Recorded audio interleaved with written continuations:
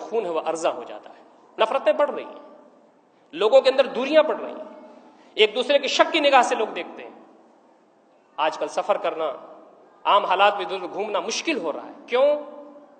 وہ لوگ جو اس دیش کے اندر مدتوں سے بڑی منصوبہ بند کوششیں کر کے یہاں تک پہنچے ہیں اور نفرتوں کی سیاست جو کر رہے ہیں, اس دیش کو کہاں لے جائیں گے؟ ہندو پریشان ہیں, سیکولر ذہن رکھنے والے جو غیر مسلم ہیں وہ پریشان ہیں. کیا علاج ہے اس کا؟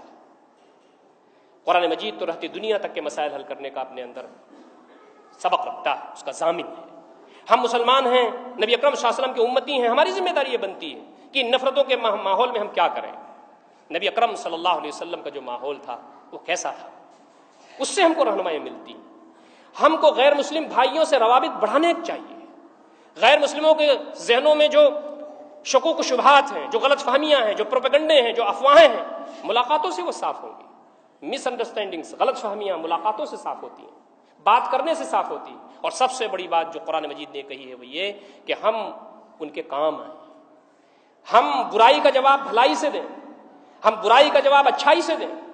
اگر وہ ہمارے لیے بد دعائیں دیتے ہیں تو ہم ان کے لیے دعا کریں, اگر وہ ہمارے راستے میں کانٹے ڈالتے ہیں تو ہم ان کے راستے میں پھول ڈالیں. یہ جملے تو بڑے اچھے ہیں, لیکن اس پر عمل کرنا کوئی معمولی کام ہے؟ نبی اکرم صلی اللہ علیہ وسلم کو لوگ گالیاں دیتے تھے, برا بھلا کہتے تھے, آپ صلی اللہ علیہ وسلم کو لوگ پتھر مارتے تھے, اور آپ صلی اللہ علیہ وسلم کے ہاتھ دعاؤں کے لیے اٹھ جاتے تھے. یہ کوئی آسان کام نہیں ہے, یہ مشکل ترین کام ہے اس زمین پر, لیکن یہی وہ کام ہے جو اس دیش کو بچائے گا, اور یہی وہ کام ہے جو ہمیں جنت میں لے جائے گا. تو فرمایا کہ یہ کام بڑے ہی جنگی پیمانے پر کرنے کی ضرورت ہے.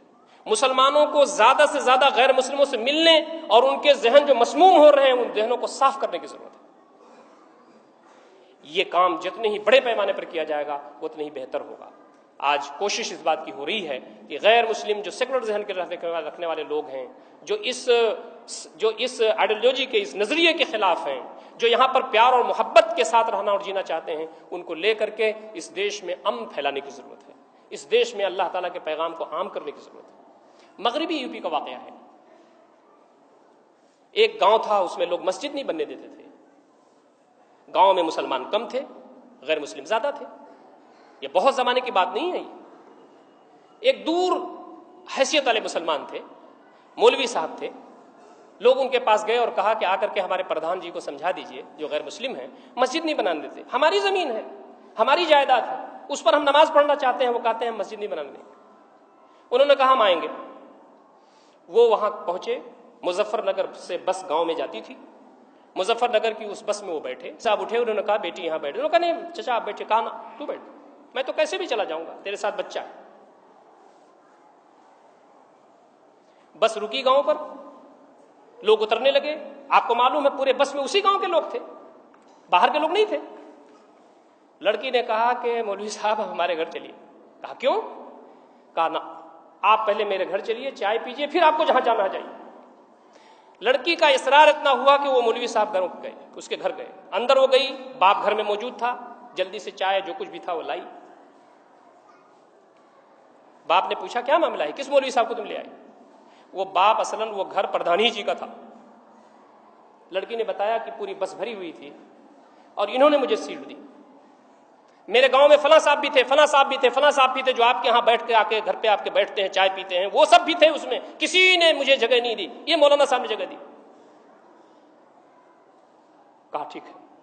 باہر نکلے تو انہوں نے کہا مولوی صاحب کیا معاملہ ہے؟ کہا کہ آپ کے گاؤں میں سنا ہے کچھ مسلمان مسجد بنانا چاہتے ہیں اور یہاں کے پردھان جی اس کو روکتے ہیں, تو آپ جواب سنیے. اس آدمی نے کہا کہ مولانا صاحب آپ واپس جائیے, مسجد میں بنوا دوں گا, میں پردھان ہوں گا. وَلَا تَسْتَوِي الْحَسَنَةُ وَلَا السَّيِّئَةُ, برائی اور بھلائی برابر نہیں ہو سکتی. ادفع باللتی ہی احسن, جو بھلائی ہے اس سے دفاع کرو برائی کا. فَإِذَا الَّذِي بَيْنَكَ وَبَيْنَهُ عَدَاوَةٌ كَأَنَّهُ وَلِيٌّ حَمِيمٌ, تو دیکھو گے اس کے نتیجے میں تمہارے اور اس کے درمیان جو دشمنی ہے وہ جگری دوستی میں بدل جائے گی. یہ کرنے کے لیے کون تیار ہے ہم میں سے؟ ہندوستان کی زمین بہت ہی نرم ہے, بہت زیادہ اپریشیبل ہے. آپ کو سن کر کے حیرت ہوگی, ہندو مذہب پر تنقیدیں کی جاتی ہیں کبھی کبھی.